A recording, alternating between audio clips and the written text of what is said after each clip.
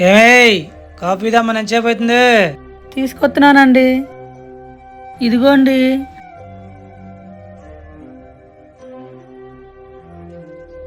ఇది కాఫీయా కషాయమే? పంచదార అయితే తింటో? వేసుకొని తీసుకొస్తానండి. ఇదిగోండి. సరిపోయిందా అండి? ఇదిగో నువ్వే చూడు.